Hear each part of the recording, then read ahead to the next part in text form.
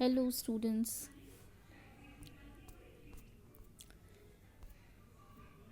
We had completed the Caris formula, and now we have to start with the art of listening. Effective listening is actively absorbing the information given to you by a speaker, showing that you are listening and interested, and providing feedback to the speaker so that he or she knows the message was received. Effective listeners show speakers that they have been heard and understood. Listening is art of communication, and so the receiver has to learn and acquire the skills of listening. Effective listening જે હોય છે એનો મતલબ એમ હોય છે કે આપણે જે ઇન્ફોર્મેશન સ્પીકર આપણને આપે છે એને આપણે પોતાની અંદર અબ્ઝોર્બ કરી લઈ, ગ્રહણ કરી લઈ, અને આપણે એવું દેખાડીએ પણ કે આપણે સાંભળીએ છીએ, આપણે એની વાતમાં ઇન્ટરેસ્ટેડ છીએ, અને આપણે સ્પીકરને સાથે સાથે ફીડબેક પણ આપીએ જેથી કરીને એને સમજાય કે મેસેજ તમને મળી ગયો છે. ઇફેક્ટિવ લિસનર્સ દેખાડે સ્પીકર્સને કે કોક એને સાંભળે છે અને એને સમજવાની ટ્રાય કરે છે. એટલે લિસનિંગ જે છે એ એક એવું આર્ટ છે જેમાં રિસીવર જે છે એ ઘણું બધું શીખે છે લિસન કરીને, એટલે કે સાંભળીને. હવે એના માટે 10 ગાઈડ્સ છે, જેમ કે સ્ટોપ ટોકિંગ. સ્પીકર બોલતા હોય ત્યારે વચ્ચે ખોટી બળબડ કરવાની નહીં, સ્પીકરને બોલી લેવા દેવાનું. Second is put the speaker at ease. Third is show the speaker that you want to listen. Fourth is remove distractions. Fifth is look for the central theme and main ideas. Sixth is empathize with the speaker. Seventh is be patient. Eighth is hold your temper. Ninth is go easy on arguments and criticism. And 10th is ask questions. હવે જેમ મેં પહેલું કીધું, stop talking એટલે speaker બોલતું હોય ત્યારે આપણે વચ્ચે ખોટી બળબડ કરવાની નહીં. Put the speaker at ease એટલે સ્પીકરને આપણે એકદમ કમ્ફર્ટેબલ ફીલ કરાવી દેવાનું જેથી કરીને એને કોઈ પ્રોબ્લેમ થાય નહીં. એ કમ્ફર્ટેબલ જેટલા હશે એટલી તમને વધારે ઇન્ફોર્મેશન આપી શકશે. જેટલું તમે એને અનકમ્ફર્ટેબલ ફીલ કરાવશો કે તમે એને નથી સાંભળતા એવું ફીલ કરાવશો તો એ તમને એટલી જ ઓછી ઇન્ફોર્મેશન આપશે. Show the speaker that you want to listen. સ્પીકરને એવું દેખાડો, એને એવું જતાડો કે તમારે હજી વધારે સાંભળવું છે. જ્યારે ઓડિયન્સ સાંભળવાવાળી હોય ત્યારે સ્પીકર એને સૌથી વધારેમાં વધારે ઇન્ફોર્મેશન આપતા હોય છે, પણ સ્પીકરને જ્યારે એવું લાગે કે ઓડિયન્સ સાંભળતી નથી ત્યારે એ સરખી ઇન્ફોર્મેશન પાસ ઓન પણ ન કરે, કેમ કે એ એક ટાસ્ક થઈ જાય કે હા મારે આ કરવાનું છે એટલે આટલું કરીને પૂરું કરો. કોઈને ઇન્ટરેસ્ટ તો છે નહીં, એટલે આપણે સ્પીકરને દેખાડવાનું કે આપણને સાંભળવામાં રસ છે. Remove distractions. વચ્ચે કાંઈ તમને ડિસ્ટ્રેક્શન આવતું હોય, ડિસ્ટર્બન્સ આવતું હોય તો એને હટાવી દો. ક્લાસરૂમમાં તમને ભણાવવામાં આવે છે અને બહારેથી બહુ બધો અવાજ આવતો હોય તો આપણે શું કરી, દરવાજો બંધ કરી દઈએ, બારી બંધ કરી દઈએ જેથી કરીને અવાજ ન આવે અને તમે સરખી રીતના ભણી શકો. એટલે ડિસ્ટ્રેક્શન્સને હટાવી દેવાનું. Look for the central theme and main ideas. Main idea શું છે, એકચ્યુઅલમાં શું કહેવા માંગે છે, શેના માટે, શું ટોપિક છે, એ આપણે ગોતવાનું કે એ આપણને એકચ્યુઅલમાં કહેવા શું માંગે છે. એમ્પથાઇઝ વિથ ધ સ્પીકર. સ્પીકરની જગ્યાએ પોતાને મૂકીને જોવાનું અને પછી એને સમજવાની ટ્રાય કરવાની અને એને એવી જ રીતના સાંભળવાનું.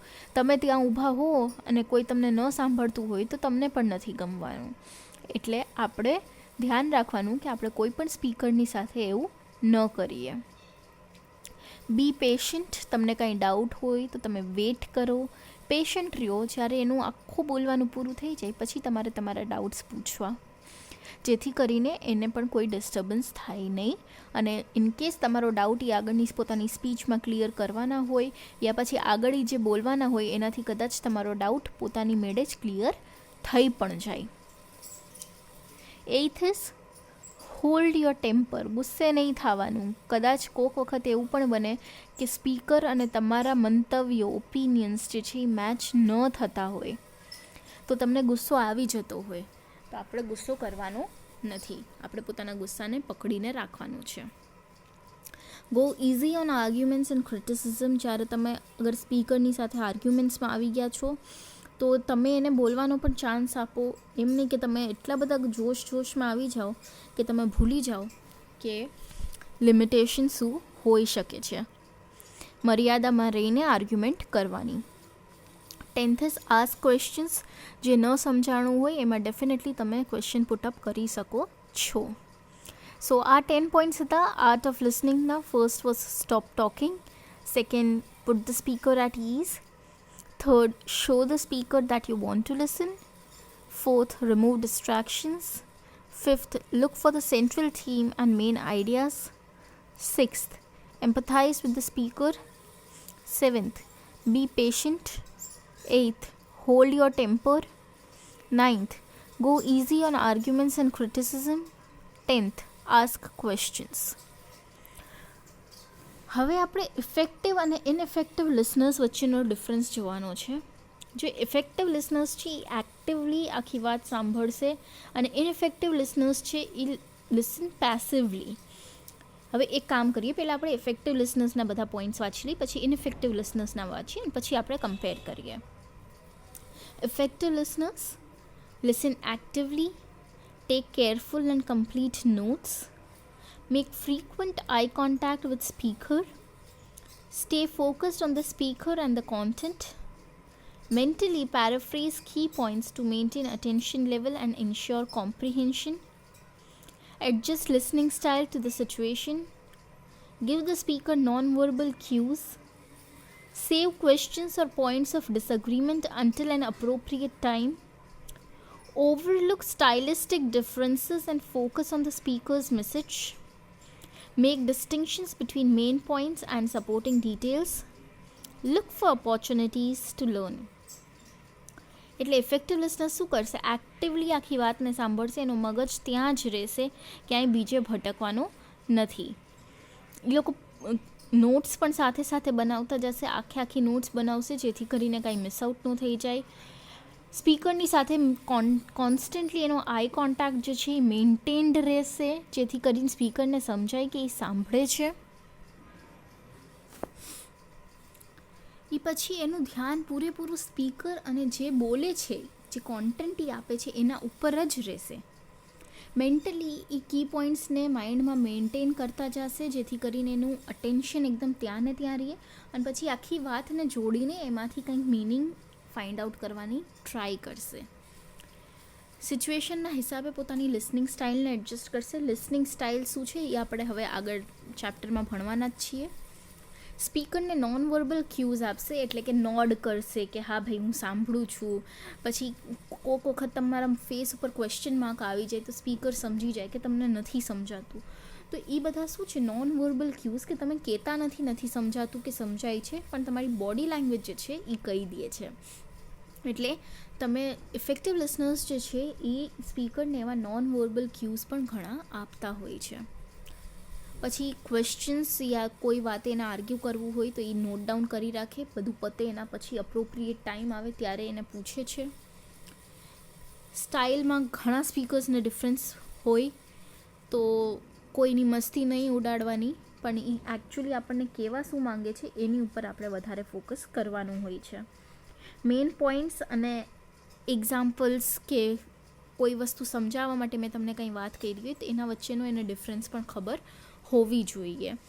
અને નવી ઓપોર્ચ્યુનિટીઝ ઇફેક્ટિવ લિસનર્સ ગોતતા હોય કે ક્યાંથી આપણે નવી વસ્તુ શીખી શકશું.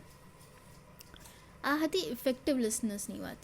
આનું એકદમ ઓપોઝિટ હોય છે ઇનઇફેક્ટિવ લિસનર્સ, જે listen passively, take no notes or ineffective notes, make little or no eye contact, allow their minds to wander, are easily distorted, fail to paraphrase, listen with the same style regardless of the situation, fail to give the speaker non-verbal cues या non-verbal feedback, interrupt whenever they disagree or don't understand, are distracted by or unduly influenced by stylistic difference, are judgmental, unable to distinguish main points from details, assume they already know everything that's important to know. હવે ઇનએફેક્ટિવ લિસનર્સની આ બધી characteristics હોય છે કે એ લોકો ઉપરથી સાંભળે છે, એને સમજવાની ટ્રાય નથી કરતા, એને કહેવાય લિસન પેસિવલી. એ લોકો નોટ્સ નથી લેતા, યા નોટ્સ લે છે તો કમ્પ્લીટ સમજાય એવી નોટ્સ નથી કરતા. એ લોકો સ્પીકરથી પોતાની આંખ ચુરાવવા માંગે, એટલે આઈ કોન્ટેક્ટ ન કરવા માંગે, યા બહુ થોડું અમથું આઈ કોન્ટેક્ટ કરે છે. એ લોકોના માઇન્ડમાં હંમેશા કંઈક બીજું ચાલતું હોય, બહુ જલ્દી ડિસ્ટ્રેક્ટ થઈ જતા હોય છે.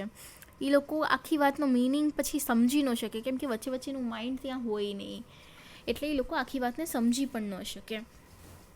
એક જ સ્ટાઇલથી સાંભળતા હોય, ગમે એવી સિચ્યુએશન હોય, પછી એ લોકો નોન વર્બલ ફીડબેક પણ ન આપી શકે, સમજાય છે નથી સમજાતું, કાંઈ જ રિસ્પોન્સ જ ન આપી શકે, કેમ કે એનું સ્પીકર ઉપર ધ્યાન હોતું જ નથી. ઇનએફેક્ટિવ લિસનરની હજી એક ક્વોલિટી એવી હોય કે એ લોકો જ્યારે પણ અગ્રી ન કરતા હોય સ્પીકરની વાત સાથે, યા ન સમજાય તો ત્યારે તરત પૂછી લેતા હોય છે. એ લોકો એટલી વેઇટ નથી કરતા કે આની વાત પૂરી થાય પછી આપણે પૂછવું જોઈએ, યા પછી હજી કદાચ આગળ કંઈક આવી શકે જેનાથી મને સમજાઈ જાય. લોકો તરત જ પૂછી લેતા હોય છે, એટલે એનાથી સ્પીકરની પણ લિંક તૂટી જાય છે, અને સાથે બેઠેલા બીજા લિસનર્સ છે એની પણ લિંક તૂટી જાય છે, અને વાર ઇન્ટરપ્શન થઈ રાખે છે. ઇનએફેક્ટિવ લિસનર્સ જે હોય છે બહુ જ જલ્દી ડિસ્ટ્રેક્ટ થઈ જાય છે, અને સ્પીકર્સને બહુ જજ કરવાવાળા હોય છે કે આ તો આવી રીતના બોલે છે, આને શું ખબર પડે છે, આની ક્યાં વધારે ક્વોલિફિકેશન છે, આટલી નાની ઉંમરે એની પાસે એટલી બધી નોલેજ ન હોય, એવા બધા જજમેન્ટ્સ પાસ ઓન થવા લાગે છે. ઇનએફેક્ટિવ સ્પીકર્સને મેઇન પોઈન્ટ્સ અને સપોર્ટિંગ ડિટેલ્સ, એટલે કે એક્ઝામ્પલ તમને કંઈક સમજાવવા માટે આપેલો હોય તો એના વચ્ચેનો ડિફરન્સ નથી ખબર પડતી, એ લોકો એ જ વાતને મેઇન સમજી બેસે છે. અને ઇનએફેક્ટિવ લિસનર્સને એવું લાગે છે કે એ લોકોને બધી જ વસ્તુ પહેલેથી ખબર છે, અને એ લોકોને કોઈ બાબતે ધ્યાન દેવાની બીજી કંઈ જરૂર હોતી નથી. આ હતું ઇફેક્ટિવ લિસનર્સ અને ઇનએફેક્ટિવ લિસનર્સનું કમ્પેરિઝન. જ્યારે કે effective listeners listen actively, ineffective listeners listen passively. Effective listeners take careful and complete notes. Ineffective listeners take no notes or ineffective notes. Effective listeners make frequent eye contact with speaker. Ineffective listeners make little or no eye contact. Effective listeners stay focused on the speaker and the content. Ineffective listeners allow their minds to wander, are easily distorted. Effective listeners mentally paraphrase key points to maintain attention level and ensure comprehension. Ineffective listeners fail to paraphrase. Effective listeners adjust listening style to the situation. Ineffective listeners listen with the same style regardless of the situation. Effective listeners give the speaker non-verbal cues. Ineffective listeners fail to give the speaker non-verbal feedback. Effective listeners save questions or points of disagreement until an appropriate time. Ineffective listeners interrupt whenever they disagree or don't understand. Effective listeners overlook stylistic differences and focus on the speaker's message. Ineffective listeners are distracted by or unduly influenced by stylistic differences and are judgmental. Effective listeners make distinctions between main points and supporting details. Ineffective listeners are unable to distinguish main points from the details. Effective listeners look for opportunities to learn. Ineffective listeners assume they already know everything that's important to know. આ હતા તમારા કમ્પેરિઝનના points. Okay, હવે આપણે next સેશનમાં start કરવાનું છે principles of good listening, જેના pointers છે maintain eye contact, focus on content not the delivery, avoid emotional involvement, avoid diversion and distraction, try to grasp between the line messages, ask questions, keep your mind focused on the speech, do not interrupt the speaker, try to infer the main idea, express that you are listening and understanding, do not make assumptions about the speaker, and develop positive attitude. આ બધા points આપણે આવતીકાલે ડિટેલમાં study કરશું. એના પછીનો topic આપણે આવશે નેચર ઓફ લિસનિંગ, પછી importance of listening, types of listening, અને listening process, barriers to listening, અને strategies of improving listening skills. આટલા પોઈન્ટર્સ આપણે આ ચેપ્ટરમાં હજી સ્ટડી કરવાના રહેશે. કાંઈ પણ ડાઉટ હોય પ્લીઝ નોટ ડાઉન કરીને રાખજો. આપણે નેક્સ્ટ સેશનમાં આપણે મળશું ત્યારે સોલ્વ કરશું, અને નેક્સ્ટ સેશનમાં આપણે પ્રિન્સિપલ્સ ઓફ ગુડ લિસનિંગથી કન્ટિન્યુ કરવાનું છે. આઈ હોપ તમને સાથે સાથે લખતા જતા હો અને થોડું ઘણું નોટ્સ પણ સાથે બનાવતા હો. બુક્સ હોય એ લોકોને હવે તો ટેન્શન જ નથી કે તમે એમાંથી કરી શકશો, પણ make sure you start learning. લાસ્ટમાં આટલું બધું ભેગું નહીં જ થઈ શકે students. Okay, C you in the next session.